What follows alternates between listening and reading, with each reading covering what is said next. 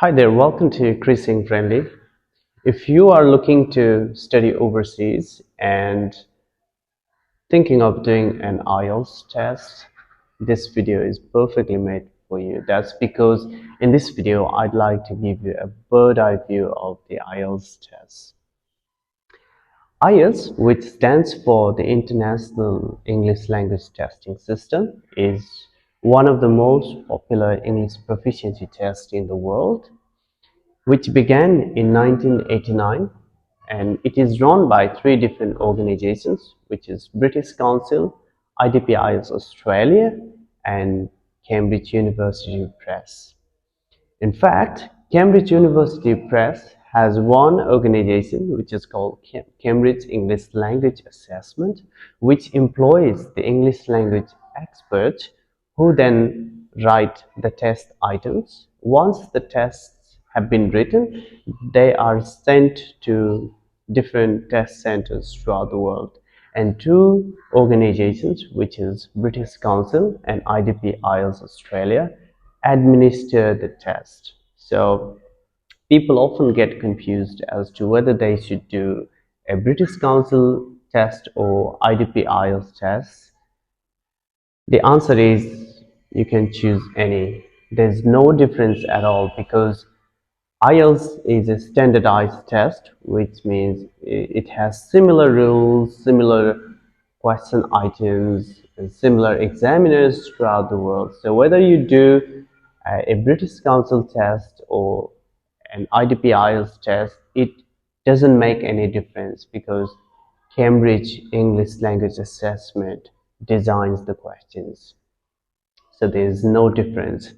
So IELTS test has two different versions, which is academic for those people who want to go overseas to study, and general training version for those people who are not going to study but who are simply migrating to or thinking of settling in one of the English speaking countries like Canada.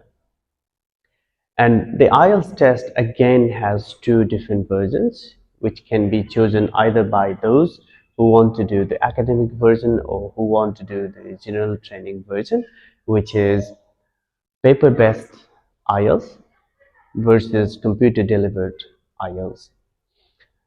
And the IELTS test is truly the most popular English proficiency test in the world because it is the result of the IELTS test is accepted by more than 12,000 organizations throughout the world, and it has its centers in more than 140 countries in the world.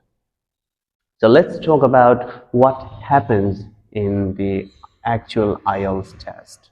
In fact, IELTS test is rated between band 1, which is the lowest band score, and band 9, which is the highest band score. So what band score you really need depends on the courses that you are applying for and the education providers or the academic institutions that you are applying to. If you have just done your schooling and if you are thinking of pursuing your bachelor's degree in Australia, in Canada, they do have certain benchmark as to what English language proficiency score you need. You can check for that in the organization or the education provider that you are applying to study at. So let's talk about what happens in the actual IELTS test. So IELTS test is a test of four different skills: listening, reading, writing, and speaking. In most countries of the world, uh, listening, reading, writing, also referred to as LRW, takes place in one day in the same order, and the speaking test takes place in another day. So in the listening test, you've got to listen to the recordings and write down your answers on the listening question booklet for the first 30 minutes. And remember, you've got to listen to the recordings once only. You can't listen to the recordings twice. So for the first 30 minutes, you listen to the recordings and write down your answers on the listening question booklet, because at the end of the test, 30 minutes, you'll be given 10 minutes extra to transfer or copy out your answers from the IELTS listening question booklet to the IELTS listening answer sheet. And if you want to know about what different question types come up in the IELTS listening test and what strategies you should follow to get um, the highest band possible, please watch this video of mine where I've explained all the question types and given you strategies as to how to tackle each question type.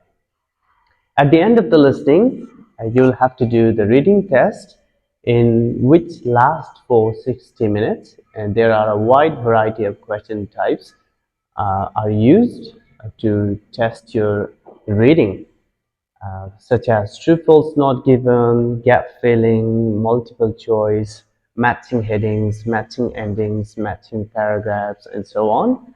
Unlike in the listening test, in which you'll be given 10 minutes extra to transfer your answers from the listening question booklet to the listening answer sheet. In the reading test, you'll be just given 60 minutes, and within the 60 minutes, you'll have to read the three passages or three sections of the text, and you'll have to write down your answers on the reading answer sheet. So no extra time to transfer your answers from the reading question booklet to the reading answer sheet.